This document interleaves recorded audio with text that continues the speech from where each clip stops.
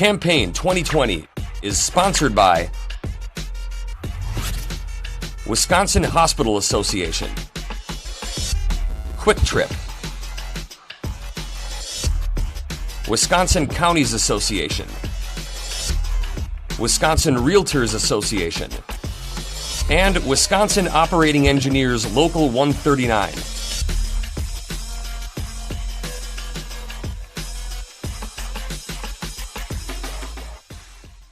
Brad Pfaff of Onalaska is the Democratic candidate in the 32nd Senate District. The primary is August 11th. Brad, good to see you again. Welcome back to WisconsinEye.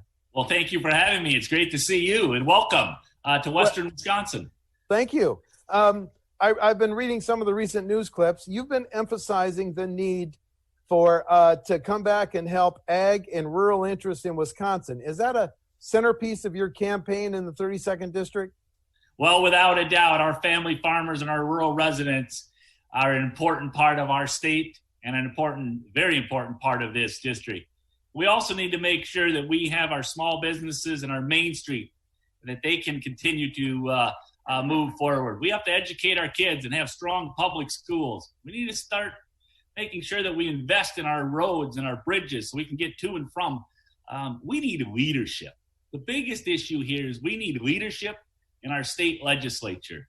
We need to break down the polarized, partisan politics that's taking place, and let's roll up our sleeves and get back to work. And that's what this campaign is about. Well, it seems to me you got some unfinished business. The former Secretary of Agriculture, that was interrupted. Now you have a chance to run. So what didn't you get done as Ag Secretary that you'd like to get done for rural 32nd, for constituents in the 32nd, as a state senator? Well, I think the work never ends, but I will say this. I'm most proud of the fact that as the Secretary Designee of the Wisconsin Department of Agriculture, Trade, and Consumer Protection, I practiced with two of these and one of these. I traveled this state. I listened and I learned. I heard firsthand what was happening in our rural communities, in our small towns, and on our family farms. And quite frankly, what I heard is the fact that this is a serious time. This is a serious moment. People are looking for leadership. They want individuals to stand up and work for them and move away from the party and petty and special interest politics that's taking place. And how in the world, when we have a situation where it's been 5 years of low commodity prices for milk as well as grains, when Wisconsin is sadly one of the nation's leaders when it comes to farm bankruptcy, that this became politicized, that the legislative leadership in Madison allowed it to become politicized. Rather than rolling up their sleeves and working for the hardworking men and women that put food on our table every single day, the hardworking men and women that volunteer in their local fire departments and their EMTs and serve on the school boards and their town boards. And these people were hurting. And rather than standing up and moving forward, they decided they were going to put me on the hot seat. And you know what? That's fine. I'm from the farm. I'm a big boy. Nothing's personal. Life's too short. You move on. And so he had an opportunity here to run for the Wisconsin State Senate. This was not something that I ever thought would come up. I was ready to stand up and help out a great state senator in Jennifer Schilling. But when she announced that she wasn't going to seek re-election, my phone really began to ring. People came forward and said, Brad, we want you. And I am honored by that. But I think I was most humbled is when my wife looked me in the eye and said, Brad, we need to do this. We come together when times are tough. And times are tough right now. So this is the time to come forward. And so here we are. And, we're doing the very best we can. So thank you. Brad, I've got a follow-up question. You were there when hemp was legalized. Now we're 2 to 3 years in it. There were great hopes that hemp would help Wisconsin farmers. Has it not lived up to the promise? Do you ever think it will? Well, I still think that there's opportunities there, but I also think that we can't ever get ahead of ourselves. We need to recognize the fact that our family farmers can grow some of the absolute best food products and other products that the consumers want. But we need to make sure that there's a supply chain that's put in place as well. We need to make sure that we have the suppliers, we have the distributors, that we're working at making sure that family farmers have an opportunity to be there when it comes to selling the finished product as well. I wish I was still at the State Department of Agriculture, Trade, and Consumer Protection, because I would be having these conversations. I would be working with the marketing boards. I would be making sure that we were having conversations with suppliers and distributors, as well as researchers, as well as the investment community and the agriculture community. That's leadership. That's leadership that the legislature right now is not stepping forward and doing. So I believe there's real opportunities still when it comes to production agriculture, when it comes to opportunities for family farmers and rural businesses to succeed. And I'm not going to walk away from hemp. But I also want to say this, is that, you know what, it's long past time that the legislature gets back to work and we move forward, not just on helping our family farmers, but helping out our main streets, making sure that our public schools have the resources that they need to succeed here. Okay, let's go down some questions. You've heard the governor say that the pandemic may mean state government would collect $2 billion with a B less in tax collections in this fiscal year. If you're a state senator, that's tough choices. Do you cut spending, or do you look for other revenue sources like raising taxes or raising fees? Where are you on that tough choice? Well, I will say this, budgets are all about priorities. And I think that you recognize what my priorities are. My priorities are the hardworking men and women that live here in Western Wisconsin and that pay the bills throughout the state. So I want to make sure that we provide that our upcoming budget prioritizes small businesses, our main streets, puts money available for our kids' education, make sure that we got a healthcare system, and we have to invest in our infrastructure. So those are priorities that I will lead with. The second thing is that I want to make sure that we have honest and frank conversations with our legislative fiscal bureau partners, and to make sure that we know exactly what's happening. I mean, let's be straightforward here. We don't know what this budget is going to be like, because quite frankly, we're in the middle of a global health pandemic, and as a result of that, we have seen budget shortfalls because of an economy that is not moving forward like it was before this global health pandemic. One would think that the legislature would come forward and they'd begin to start moving forward on how we can make sure that our residents and our businesses can continue to succeed here in this global health pandemic we have. Let's hope we do not have a second wave. This first wave has been hard enough. So I recognize that there's going to be real serious choices when it comes to this budget. And I'm ready to be part of that conversation. But I don't want to get ahead of myself as well. So I want to let you know what my priorities are, and that is obviously our small businesses, our family farmers, making sure that we invest in our education and our infrastructure, as well as our healthcare system. But I also think it is imperative that we continue, as a legislature, continue to meet, ask these questions, and move forward on what we can do here in the short term, so we can come out long term after COVID stronger than when we went in. Well, as a candidate for the state Senate, where are you in medical and recreational marijuana, Brad? Well, I will say this. When it comes to medical marijuana, we're seeing that, the Marquette University Law School poll stated that 83% of statewide residents that were polled agree that medical marijuana can be used in order to provide medical assistance as long as there is a doctor provides a prescription for that. That's pretty strong evidence that there's support in the state of Wisconsin for medical marijuana. We're also seeing that a number of health advocates have come forward and stated that they could provide assistance for glaucoma as well as some cancers. So that's important to recognize as well. Neighboring states have moved forward, and I believe there's 33 states overall in this country that have have some form of legally permitted medical marijuana. So I'm here to have that conversation on medical marijuana. I still think when it comes to recreational, I still think that there's a number of conversations, and I need to listen and learn a lot more on that. I'm not ready to move forward at this time on recreational, but on medical, I think that there's an overwhelming growing consensus that this is something in the state of Wisconsin that we need to take a look at and consider. As a former appointee of Governor Evers, do you agree with his proposal that a People's Commission should draft the next boundaries for congressional, Senate, and Assembly districts and then forward it to the legislature to be enacted?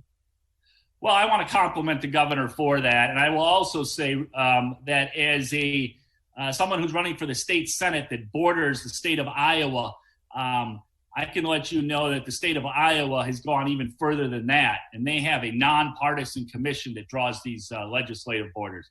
Let's face it, our state legislators should be selected and chosen by the voters. The state legislators should not choose their constituents. It's got to be the other way around. And so I do not think that the way we have the situation right now, I don't think anyone really recognizes that is, quite frankly, fair. When people in this state like competition, they recognize that you need to have competitive seats.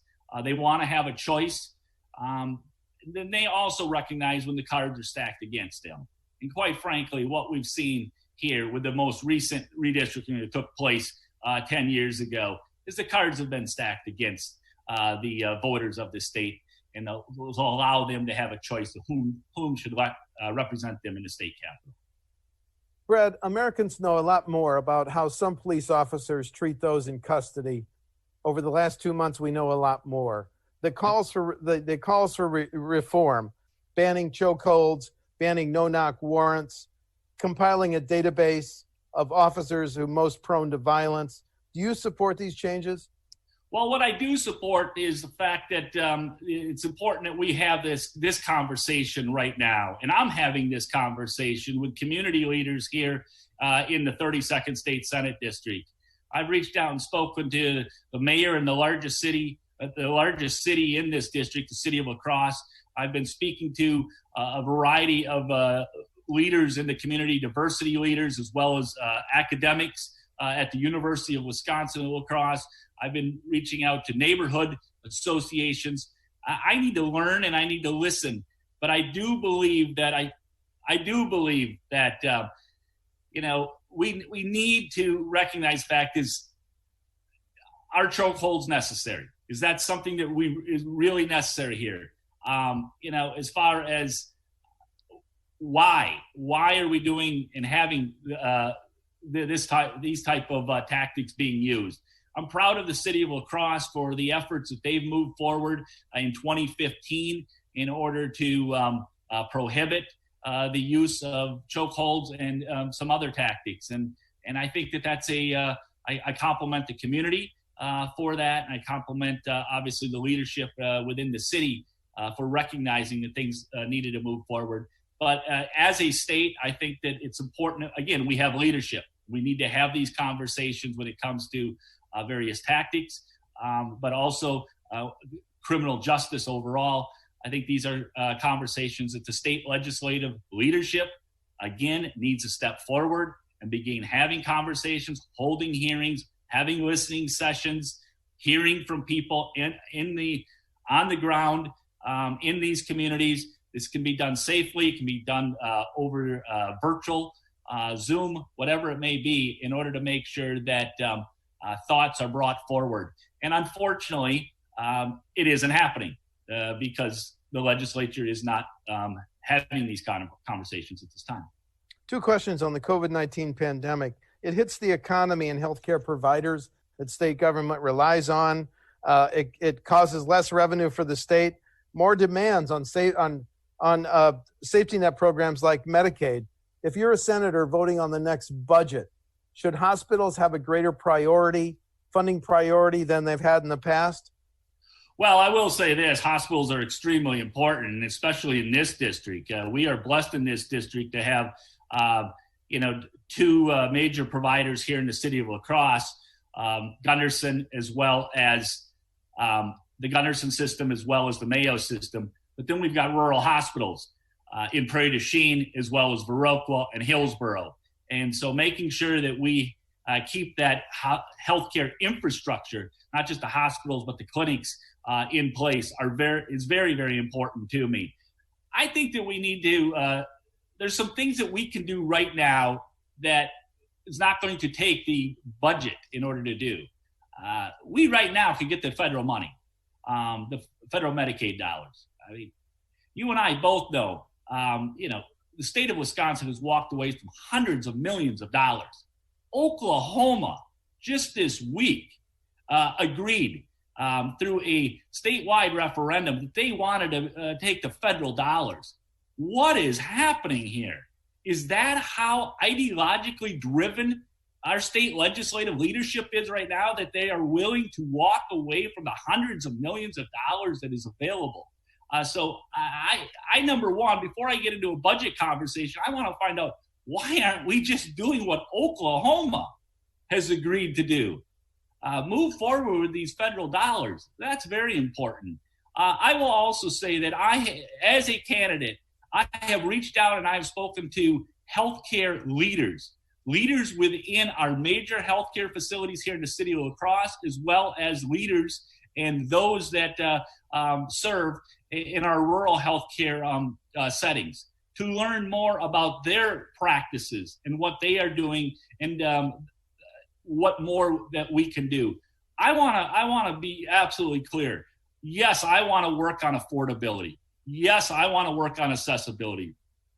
I want to do everything I can to make sure that we keep this healthcare infrastructure that we have here in Western Wisconsin in the 32nd Senate District in place. It is so important that we have these rural hospitals in Hillsborough and Viroqua and Prairie du Chien, and then just right across the river in Boscobel, right across from southern Crawford County, we've got the Boscobel Hospital. How important that is, and what that means for economic development, what that means for quality of life, what that means for people that live in that area. So again, I before we get into a budget conversation, let's just get back to the what we can do right now. It's not going to cost us any money. And Oklahoma has recognized this. But yet, for whatever reason, we're not doing this. Okay. And again, that's a question that needs to be asked to our legislative leaders. Should businesses that follow the COVID-19 health and safety rules recommended by either WEDC or the CDC, should they have legal immunity from frivolous lawsuits? Well, that's a good question, and I will say this: I do not subscribe to blanket immunity. I do not subscribe to that. I am someone here to listen and to learn. But as you pointed out in your introductory remarks of me, previous to running for the state Senate, I served as the Secretary Designee of the Wisconsin Department of Agriculture, Trade, and Consumer Protection. And so we need to make sure that there's a consumer protection end as well. Most recently, sadly, within the last month, northern La Crosse County, the village of Holman, was hit with a hailstorm. And we have seen a number of contractors, including some out-of-state contractors, that have tried to come in and do assistance when it comes to siding and roofing and hail damage. We need to make sure consumers have protection as well. I want to make sure that our local businesses and our state businesses have an opportunity to succeed. And I think anyone that knows me recognizes that. But I also want to make sure that you and I, as consumers, that we have our protections as well. I can guarantee you, I want to be part of this debate. I will be a fair and honest broker in that conversation, because it is important. So thank you for that. Well, property taxes. Because Wisconsin property taxes are so high, school districts, local governments have been living with caps and limits on their property tax levies. If you're a state senator, would you vote to continue those caps and limits or get rid of them? Well, I'm going to take it a step further. I learned an awful lot from Tommy Thompson as governor of the state of Wisconsin. And one of the things that Governor Thompson did in 1993 and 1994 is he moved to 2/3 funding of public schools. And I think that you and I recognize, and I know the taxpayers recognize that fact, that if the state provides assistance for these public schools, that local property taxes will go down. So again, I think that we do not have to have a binary choice here. I think that we can go back and we can learn from what a Republican governor and, quite frankly, a Republican legislature at the time working with Democrats, they moved forward to recognize that we need to have strong public schools in place and we need to assist our taxpayers. So I just think that there's more that needs more conversations that can take place there. I also want to make sure that we have our students and our educators are in the classroom and they're focusing on the education and they're not worrying about if they've got enough money in the piggy bank to pay for supplies. Okay. I think we need to be reasonable. We need to be respectful of taxpayer dollars. But I want to make sure that we have a conversation that's not an either or a binary choice here. I think that Governor Thompson and others led back in the 90s. When we talked about early on your opening question as far as what our priorities, when I talk about public education, I mean it, and I want to talk about what we can do. I am proud of our local schools and the taxpayers in these local districts that time and time again have stepped forward and passed these local referendums.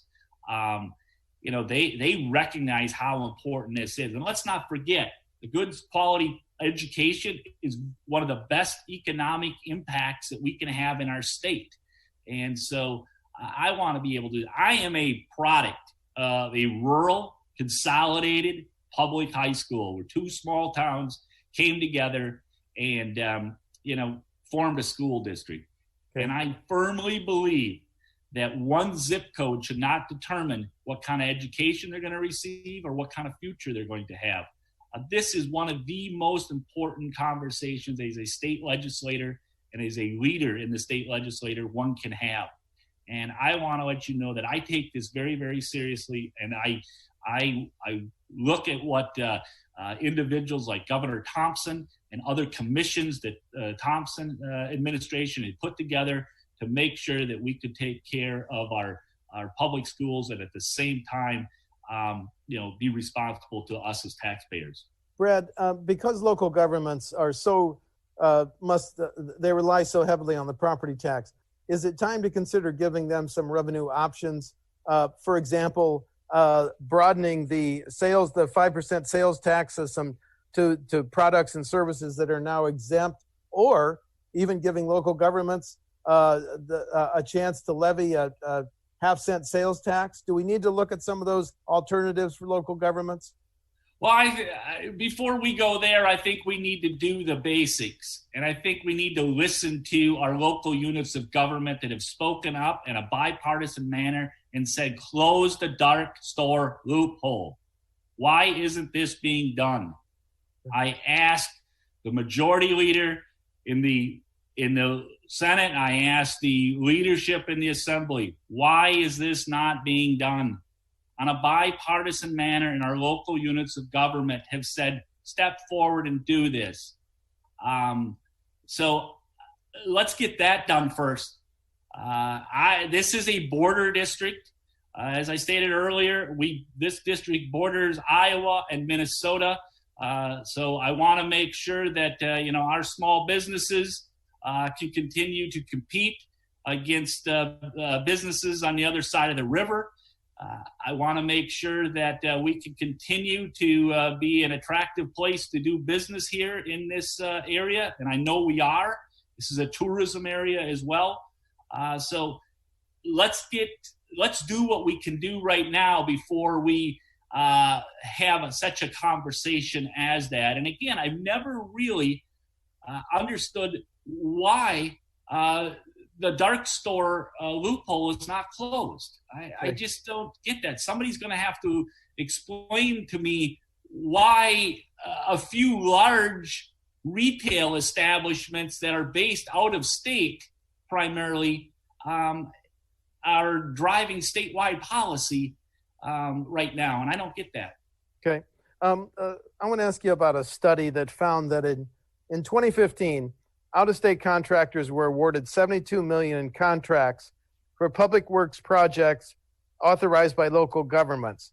But by 2018, that $72 million had more than doubled to $146 million.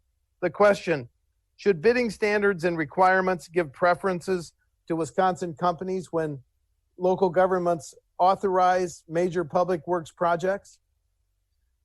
Well, I think it's extremely important that we recognize the businesses that we have in this state, and I would like to study that what you referenced. But my answer to you is that I think Wisconsin firms and Wisconsin businesses should have opportunities here, and I don't. I guess I wonder why that's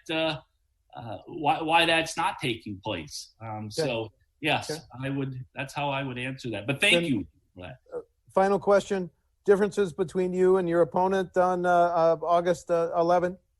Well, I think the people of the 32nd State Senate District know me. They know my character. They know my work ethic. They know my dedication. They know my passion. And they know that I care deeply.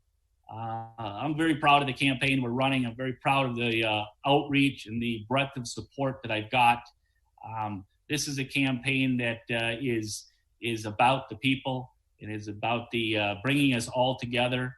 And I am very confident how things are going here, and I'm going to continue to work very hard up and down this district as we find new ways in order to campaign and communicate with voters in this very uncertain time. Brad, thanks very much. Brad Pfaff of D-Onalaska is the Democratic candidate in the 32nd State Senate District. The primary is August 11. Brad, thanks for talking to WisconsinEye. Thank you for the opportunity. Please be safe and be well. Thank you. Thank you very much. Campaign 2020 is sponsored by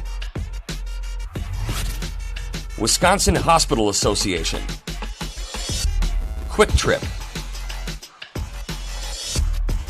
Wisconsin Counties Association, Wisconsin Realtors Association, and Wisconsin Operating Engineers Local 139.